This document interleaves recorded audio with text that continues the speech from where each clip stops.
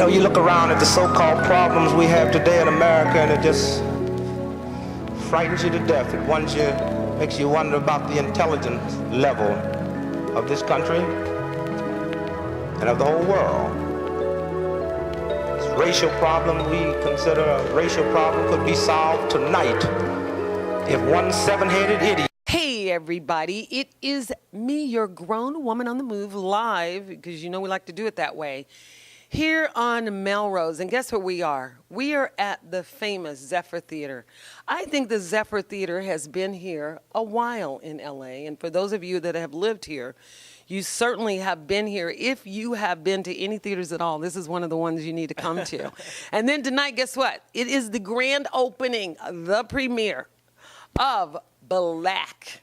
Yes, the color black, people black, anything black. That's what we're talking about tonight. We have sitting next to me Michael Christopher Brown, Michael Washington Brown. I don't know why I think I just wanted to call you Christopher. Michael Washington Brown, heralding here from London. He was born in London. This play is a one-man show. And I'm telling you, it encompasses the story. He's going to tell you something about it, but it's about 4 different black men who herald from different parts of the world. The U.S., Jamaica, London, and Africa. Got it. And so Michael is going to hip you to what we're going to be singing. Now, I don't know about you guys out there, but if you're local here in L.A., please get in your horses, on your giddy vans or whatever they're riding these days, Uber, Lyft, and get over to the Zephyr because it's a great show. I'm going to talk to Michael a little bit more about how he got into this one-man show thing with the word black. Thank you for having me, by the way. You're welcome. So yeah, I guess everything that I've experienced just in my real life has set me up to be in this position today, as I think that's how things typically work. But growing up in London, my family's from Jamaica and Barbados. Both sides of my family moved to England in the 1950s, my grandparents. And you're the first generation. First generation born in England. And it's interesting because growing up in school, I was surrounded by other West Indians who had the same story, whether they were from Trinidad or Tobago or other islands. Their grandparents did the same thing. And essentially it was...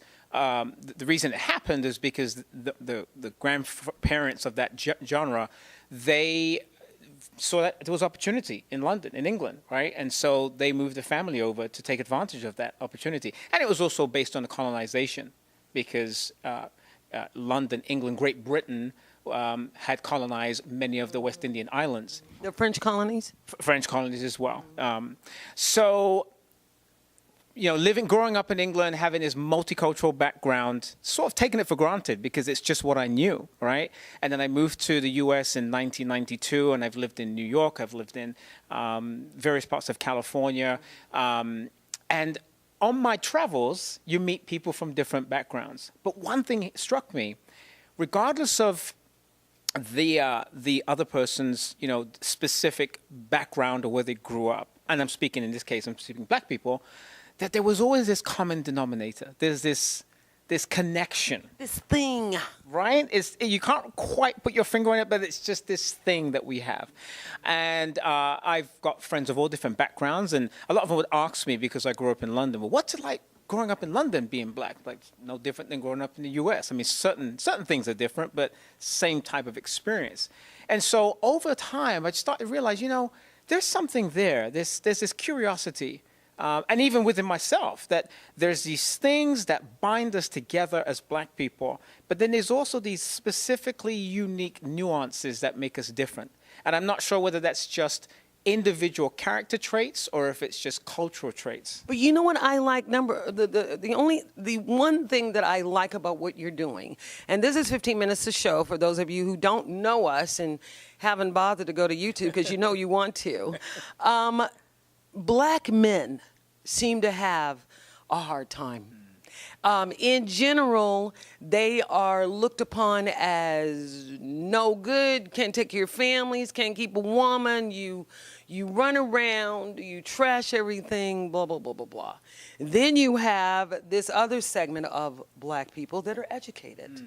And they've been to college, and we've traveled all over the world. Some of us speak other languages.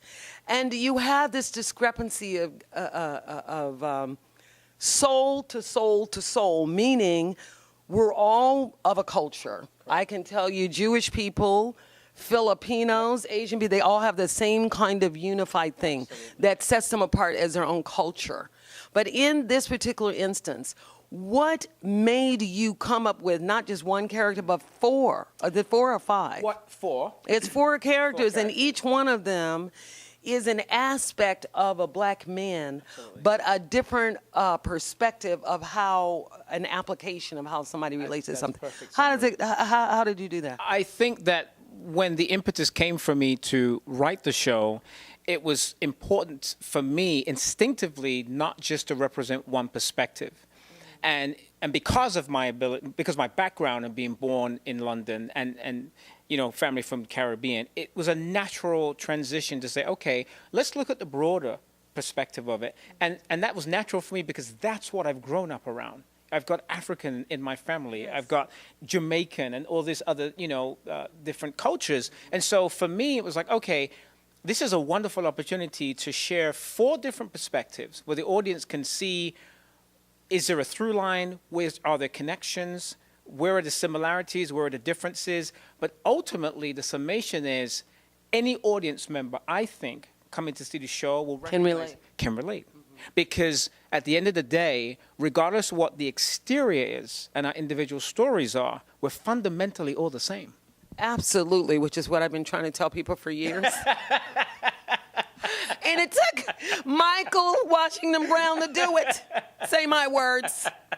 But what I love about what you're doing is that it does give people a way to look. If they've never seen a black person in their lives, they get to look at someone that gives more than one aspect of a personality. Yes. And another dimension, several dimensions. Like, yeah, this is what people are used to, perhaps, but this is how much growth there is. This is what you may not see on TV, or you may not see unless you meet Michael Washington Brown, you know. And I think that's a really good point. And it's so interesting because we live in a world now where it's so easy to get out of your bubble. It's so easy to experience life, different cultures, etc. However, even with the advent of social media and the internet, it seems as though we've become more crystallized in our own bubbles. Right? Yeah. And so there's no excuse for not taking the time or the opportunity to understand somebody else's perspective. And so my hope in the show is not to draw a conclusion, not to change anybody's mind, simply for a person to walk in, experience 4 different stories, and just maybe they'll have a conversation. And just maybe they'll change their minds. Maybe, hopefully. Depending on what their thought process is, maybe they'll see the bigger picture. Yeah. You know. And just maybe if you had, if someone had a certain perspective, they've never been around black folk. Some people haven't. Some people have never been out of their own house and their own community. Depends on what kind of life you live and where you go. But I feel that by you doing this show, and again, the show is black here at the Zephyr Theater, beginning tonight, right. September 9. It goes from 7 to 9. Is that right? The hours are from 7? 7 p.m. Straight through. It's a 90-minute show, and we're running from September 9th tonight till October 14th, potentially extending depending how things work out. But yeah, we have the option. I know it's going to be extended. Don't worry about the time we get to talk. It will be extended, but you'll have the chance to see a different perspective, and you'll have the chance to see someone really take themselves out of themselves and become all of these other perspectives or personalities within the personality you are. And in my opinion, that's difficult to do. Yeah. I mean, it's one thing to act on screen, but it's another thing to be live in theater where you really have to grind and you really have to show what you're made of inside of the theater. And I think for me, the easiest, well, not easiest, but the most honest way that I can do justice to the material is to remember I'm just a vessel. I'm just a messenger. And I literally look upon these 4 characters as real, living, breathing human beings. And they just come inside and they do what they need to do. Because I feel like I work for them. I work for the piece. I can't color it with my own voice, my own thoughts. Whatever is written, whatever I wrote, those are their words, and that's their experience, and I have to be true to that. And that, I think, in a way, sort of keeps me humble, too, because it's not about me or my ego. So, of course, I want the show to continue. I want to travel and continue to share this message, but it really is about the individual stories that these characters want to convey. And, you know, when I'm in that place, and hopefully you'll experience tonight, you should feel a difference. You should feel a shift. You should sense We should see that different. This is a different person. That's what you. And if I do that correctly, that's what you'll feel. And I know you can do that. And what's really interesting about acting is how they're able to go one of those people. You know, they go in those different personalities. Yeah. And all of them are very distinct. Yes. And so how do you keep your center?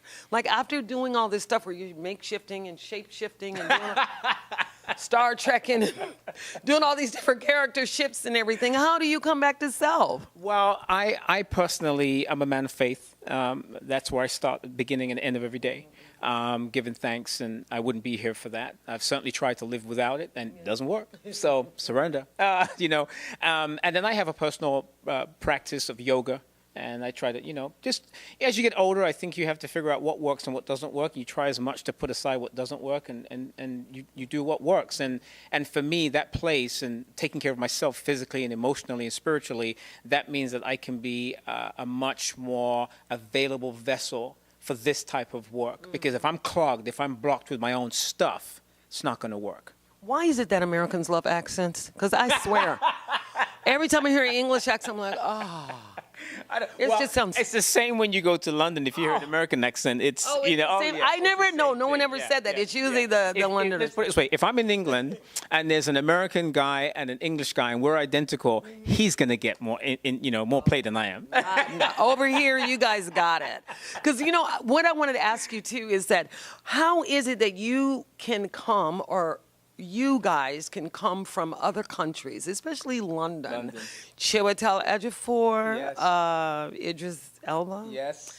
They're all from London. Naomi Harris, all from London. Right. Why is it that you guys can come from London and come over here and make us feel like we're not in America, that we're actually experiencing something that we've never experienced before, even though we're still looking at black actors? Wow, that's interesting. Well, I think that comes back to hopefully what you'll experience tonight is that they have different stories. Like Idris, his background, he has a Nigerian background. That's a different perspective. Even though he grew up in London, I think he's right around the same age group, but as a black actor, his experiences, even though we grew up in the same place in London, I think he was East and I was South London, but my experiences growing up in a West Indian family, which means Jamaican and Barbados, is different than another black man who grew up in London from an African family. So even though we were living in the same place, the same biology of experiences, but because of that difference of where we, our parents and the food and the cultures and words used, etc., that means that our experiences are different. And I think that's the beauty about acting, is because thank goodness there's not a sign that says we're full. We don't need any more actors. We're good. Oh, no. You never get to, you're never old. No. They've got a part for any age you are, absolutely. any color, any background. That's why it's acting. Yes, and I think that's the beauty, is that as an actor, I was always, told that, you sort of have to pull from your own reservoir. You can cast two people in the same role. It's going to be different because they're pulling from different experiences. And it's those experiences that make you unique. And that's sort of what I want to celebrate in the show, is that instead of looking at the differences as negatives, celebrate the differences. That's what it's all about. And let's bond. Let's reconnect as black people, as people, period. Because it's easy to look at someone because of their accent, because of where they grew up, and elevate yourself and put them down. No. Everybody's got a story. I think I'm so cool when I hang out with people from other countries. Like, yeah, I got a friend from London. I'm cool. Anyway, I know you got to go, and it's been lovely talking to you, and I'd love to just sit here and chat. He's so much fun, you guys, and he's cute. He's so much fun, so I know you're going to do a great job. Thank so you very much. What can we expect from you after here? Where is the show going? Where can other people, because I know you're out there all over the globe, so in case he comes to your town or city or country, where can we find what you're doing? So the best way would be go on blackonemanshow.com. It's a website dedicated to the show, and that will list all upcoming venues and locations, etc. And also my bio's in there. Or you can go to michaelwashingtonbrown.com. But if you're certainly in Los Angeles, if you're here between now and the next 5 or 6 weeks, then come down to Melrose and to the Zephyr and every Sunday, 7 o'clock, and come and see the show. I'd love to have you. Okay, don't forget, every Sunday, Zephyr Theater, 7456 Melrose. I know you guys know where Melrose Avenue is in L.A. People hang out here all the time. Yeah. And you're going to be seeing Michael Washington Brown over the next 7 weeks? Maybe 8 weeks. We want it to be 8 weeks, so I'm telling you guys, he's going to do a fabulous job. And I've heard a lot about the show, and I've even invited some people that have heard about it, and it's just lovely. We're really looking forward to seeing your show. That's been another 15 minutes. Don't forget to go on YouTube, check us out. You know you want to, and sign up. Okay, we'd love to see you. Okay, bye. Say bye. Bye. Bye. See you later. Bye. The opposite of white.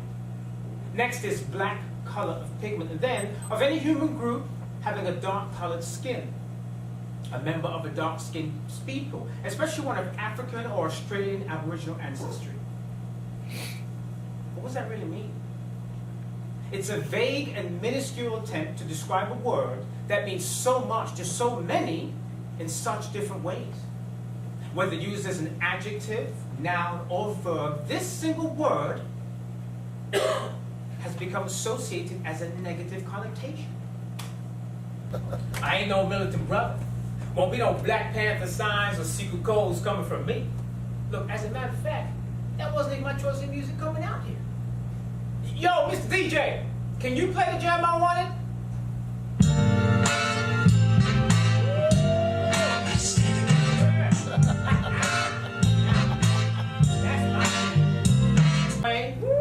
That's my girl. But I can't kick with no Taylor Swift. I mean, she cool, but not for me. But I still wouldn't do it like Kanye. See, I don't listen to music. I feel it. I like the way it makes me feel. That's why I like country, because I can relate. It's a story about real life, happiness, loss, being broke. You probably think I'm crazy, but I know what I'm talking about. All the same.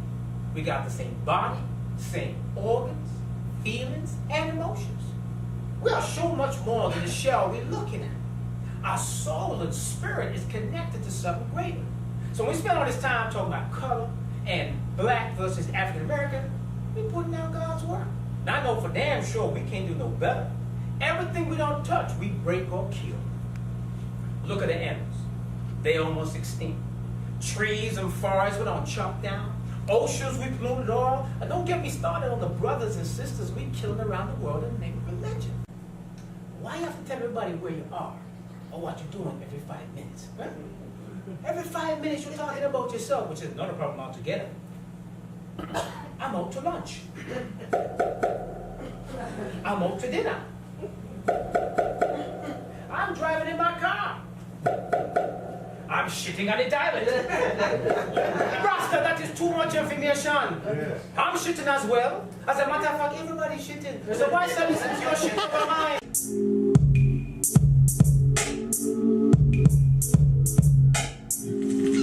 I just wanted you to know that we can keep it low. I just wanted you to know that we can keep it slow. I just want. Let's face it, growing up is hard. I mean, the physical act of going from a kid to a teenager, figuring out a career, and what your contribution to the world is going to be is hard. Maybe nature designed it that way. So the sooner you figure out how to deal with life's challenges, the sooner you can find your place in the world. Can I touch your hair? What the fuck do I look like to you? A good luck Buddha? Do you want to rub my belly as well? You see, not one black person will ever ask, can I touch your hair? It's generations of culture under one roof, sharing stories, passing along important history. Where else can my little girl learn family history and life lessons? So many things can only come from our grandparents, and that is an important part of being a black family. We have been stripped of our dignity.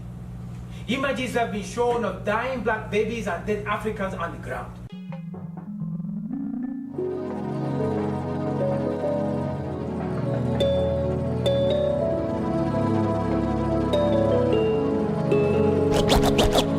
You know, you look around at the so-called problems we have today in America, and it just frightens you to death. It makes you wonder about the intelligence.